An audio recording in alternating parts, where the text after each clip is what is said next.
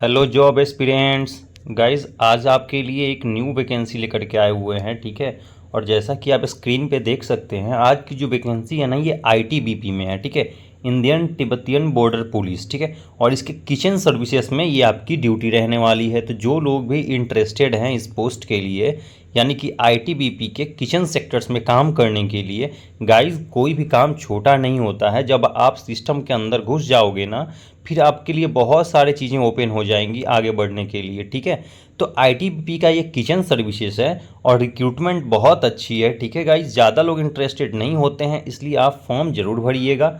ठीक है, तो इसी रिगार्डिंग आज हम वीडियोस में बात करने वाले हैं एक एक टॉपिक पे कि क्या इसमें क्या किस तरीके से इसकी एग्ज़ाम आप दे सकते हैं, क्या क्या क्राइटेरिया है। ठीक है, देख लीजिएगा यहाँ पे ऑलरेडी दे रखा है। जो टोटल पोस्ट है ना, वो देख लीजिएगा 819 पोस्ट है। ठीक है, टोटल देखिए 819 पोस्ट पे आपकी वैकेंसी होने वाली है। ठीक है गाइज, तो आगे देखते हैं कि आप कैसे इसमें आवेदन अपना कर सकते हैं। ठीक है, देख लीजिए यहाँ पे ऑन द स्क्रीन दे रखा है कि टोटल 819 पोस्ट पे आपकी वैकेंसी ली जाने वाली है।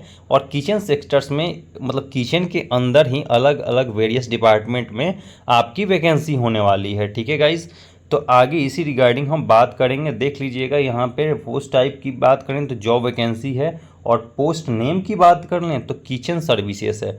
किचन के अंदर ही आपको काम मिलेगा। वो ऑफिशियल वेबसाइट की बात कर ले तो ये इसकी ऑफिशियल वेबसाइट है, जहां से आप जाके वैकेंसी चेक कर सकते हैं और अपनी एप्लीकेशन फॉर्म अप्लाई कर सकते हैं। जब आपका एडमिट कार्ड आएगा तो भी इसी ऑफिशियल वेबसाइट पे आएगा, और रिजल्ट भी आप यहीं से चेक कर सकते हैं। ठीक है गाइज, देख लीजिए टोटल पोस्ट 819 दे रखा है।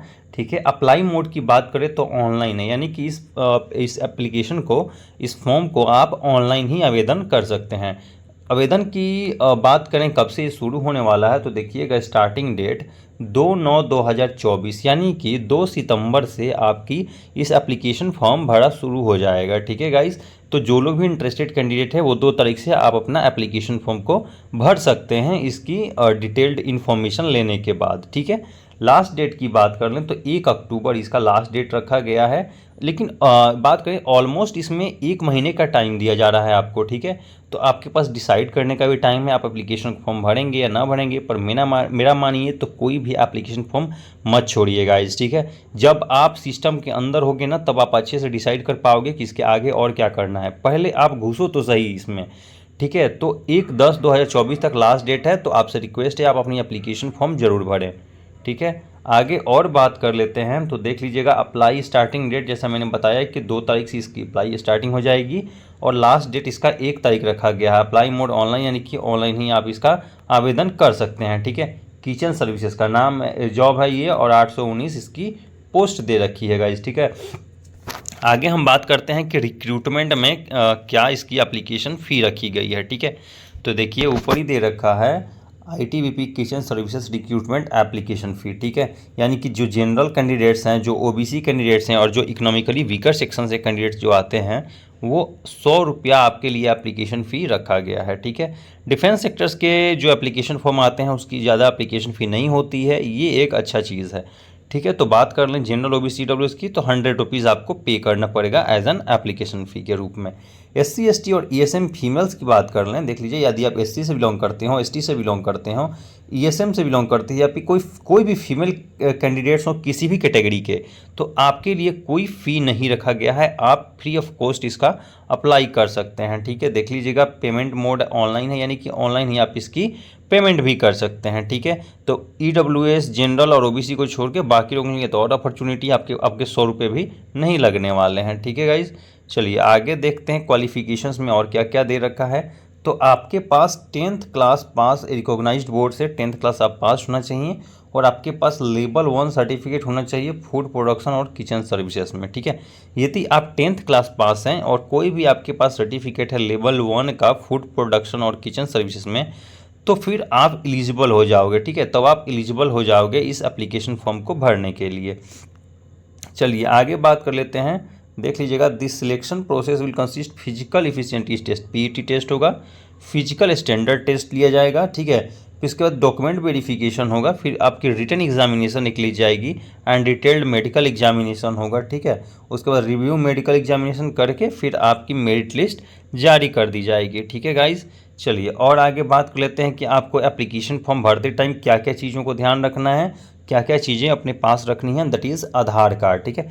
आपके पास आपका आधार कार्ड होना चाहिए, मोबाइल नंबर होना चाहिए, ईमेल आईडी होना चाहिए, पासपोर्ट साइज़ फ़ोटो होनी चाहिए। पासपोर्ट साइज़ फ़ोटो में आपका नेम और अगर डेट ऑफ फ़ोटो हो तो ज़्यादा बेहतर है, ठीक है। स्कैन किए गए हस्ताक्षर यानी कि आपकी सिग्नेचर लगने वाले हैं। शैक्षणिक योग्यता जो भी आप पास है, जैसे इसमें 10th क्लास का सर्टिफिकेट लग रहा है तो आपके पास 10th क्लास और लेवल 1 किचन प्रोडक्शन का सर्टिफिकेट होना चाहिए। निवास प्रमाण पत्र यदि लागू हो, यदि आपकी माइग्रेशन मांगी जा रही है तो आप दे सकते हैं, ठीक है गाइज।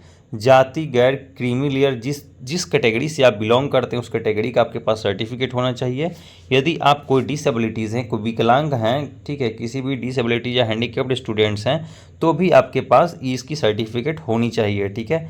अन्य प्रासंगिक दस्तावेज यदि आपके पास कोई हो और इससे रिलेटेड कोई और आपके पास कोई डॉक्यूमेंट्स हो, कोई अदर चीज़ में पार्टिसिपेट करने की, जैसे कि स्पोर्ट्स वगैरह हो गया, वो हो तो आप भी वो कैरी कर सकते हैं, वो भी भर सकते हैं, ठीक है। उसके लिए आपको अच्छे से और अलग से अपॉर्चुनिटी दी जाती है, ठीक है गाइज। चलिए एज लिमिट की बात कर लें तो मिनिमम एज रखा गया है 18 ईयर्स, ठीक है।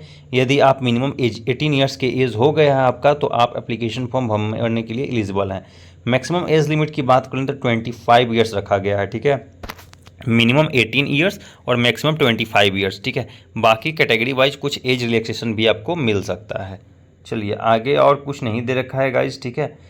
यही सारी चीज़ें थी जो आपके साथ डिस्कस करनी थी, ठीक है। उम्मीद है आपको सारी चीज़ें अच्छे से समझ में आई हों।